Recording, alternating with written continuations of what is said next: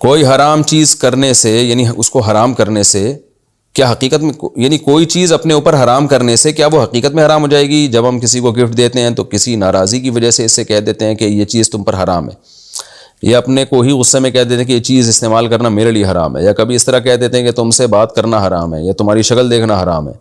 اگر بغیر قسم کھائے الفاظ بولے جائیں تو اس کیا حکم لاگو ہوگا؟ جبکہ حلال و حرام تو اللہ نے کیا، بندے کے کہنے سے کیا ہوتا ہے؟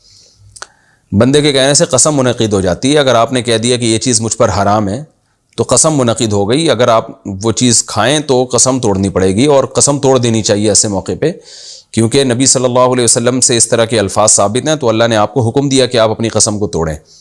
تو اگر آپ نے کسی حلال چیز کے بارے میں کہہ دیا کہ یہ مجھ پر حرام ہے تو آپ کو چاہیے کہ وہ چیز استعمال کریں اور قسم کا کفارہ ادا کریں آپ۔ باقی دوسرے کو کہہ دیے تم پر حرام ہے تو اس آپ کے کہنے سے اس کے لیے قسم منعقد نہیں ہوگی۔ ہاں اگر وہ کہہ دے کہ ٹھیک ہے جی میں نے یعنی باقی حرام ہے مجھ پر، تو پھر اس پر ہو جائے گی، آپ کے کہنے سے نہیں ہوگی، کسی اور پر۔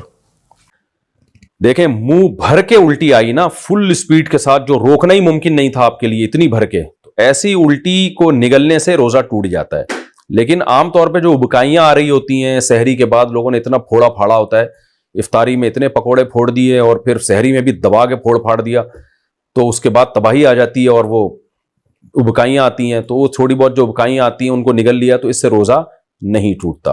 الٹی سے دو صورتوں میں روزہ ٹوٹتا ہے، ایک یہ کہ آپ نے خود سے الٹی کی حلق میں ہاتھ ڈال کے، اور وہ الٹی بھی منہ بھر کے ہوئی ہو، تو ایسی الٹی سے روزہ ٹوٹ جاتا ہے، ایک تو یہ۔